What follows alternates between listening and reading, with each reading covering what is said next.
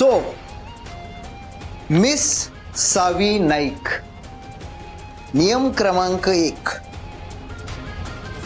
कर्मचाऱ्यांनी संस्थेशी एकनिष्ठ राहणे बंधनकारक आहे. नियम क्रमांक 2, संस्था आणि कर्मचाऱ्यामधील सहमतीशिवाय करार संपण्यापूर्वी कर्मचाऱ्याने नोकरी सोडल्यास 10 लाख रुपये भरपाई द्यावी लागेल.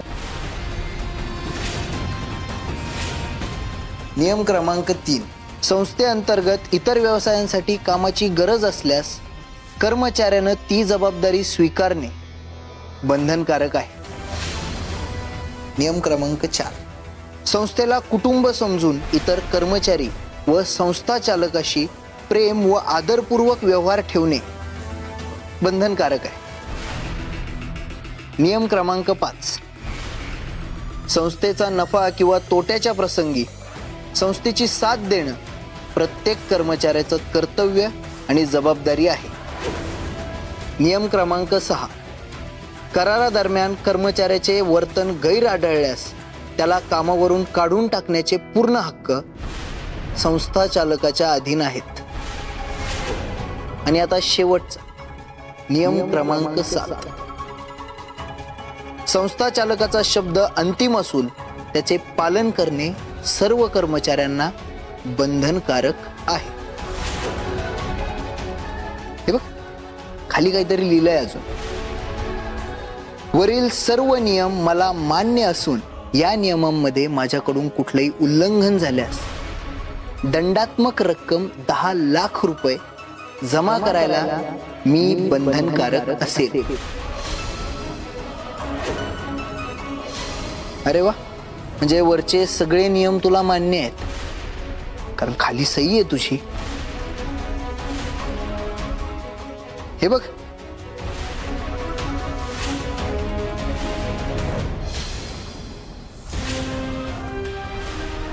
द्या पटकन, सरांना द्यायचे आहेत ते. हां.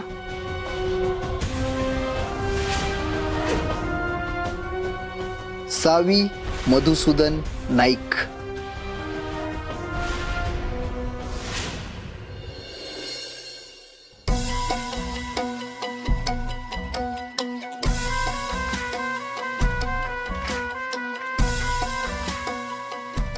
पहिला हिशोब म्हणजे ना हनुमानाची शेपटी झाली, संपता संपत नाही. कधीपासून सुरू केलंय हे दादा. आकडेमोड करता करताना आता आपल्याला आकडी येईल.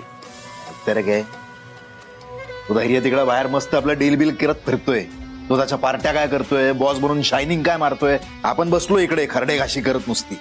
मग काय,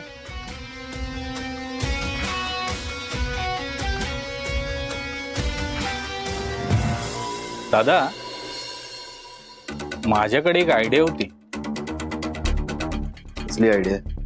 जाऊ दे, सोड. आता सांगून काय उपयोग. बोलतो का लवकर? आता वेळ निघून गेली.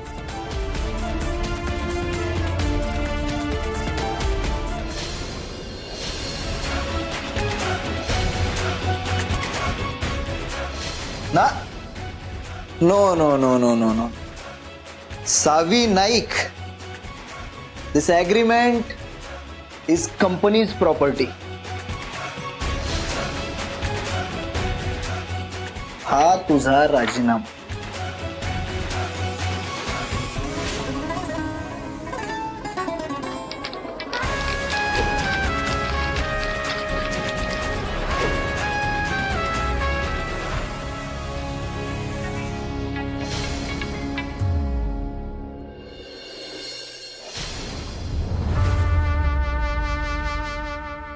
सगळं मुद्दाम करायलास ना तू? तू सावी, नाही, एकेरी भाषा नाही वापरायची. बॉस आहे मी तुझा.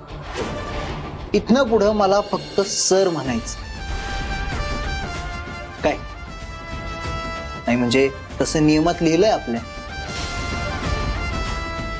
आणि एक गोष्ट कायम लक्षात ठेवायची, इथं नियम बनवणाराही मीच आहे आणि मोडणारा.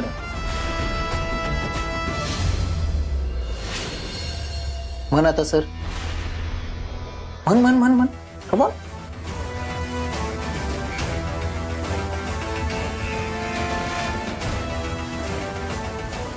सर. हा, फक्त सर नाही, धैर्य सर. तुझ्या आयुष्यात आता धैर्य खूप इम्पॉर्टंट. म्हण धैर्य सर. धैर्य सर. हा, साऊंड्स गुड. आहे ना, उगच हातचं सोडून पळत्याच्या मागे गेले. सारखं ते शाळा वाचवायची म्हणत म्हणत हातचं सगळं घालून बसले. काय ओव्हर कॉन्फिडन्स असला ना की मग हे असं होत, सगळं जात. आता तुला इथं माझ्या अंडर काम करायला लागणार, आणि माझ्या अंडर काम करत असताना डोळे आणि मान खालीच ठेवायची, आणि तोंडातून फक्त यस धैर्य सर एवढंच म्हणायचं. म्हण म्हण.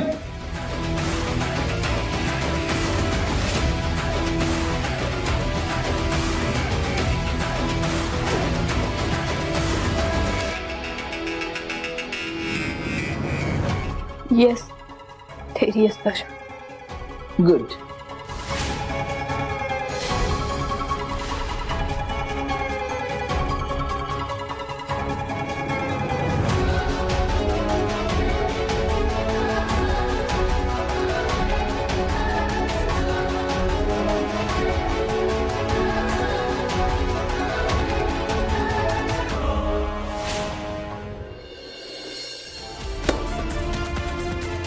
मी जातो, तुझं तू करत बस. अरे नाही नाही नाही, थांब थांब दादा, या धैर्याने शाळेच्या नादात त्या पोरीला टशन द्यायची होती म्हणून ती कंपनी विकत घेतली. ऐकतर काय, मूर्खपणाचा कळस आहे नुसता. नाही तो असू दे रे, पण माझ्या डोक्यात असा प्लॅन होता. तुला राग आल्यावर तू काय म्हणतोस ते? काय, एक गाव दोन तुकडे. हा, एक गाव दोन तुकडे झाले असते.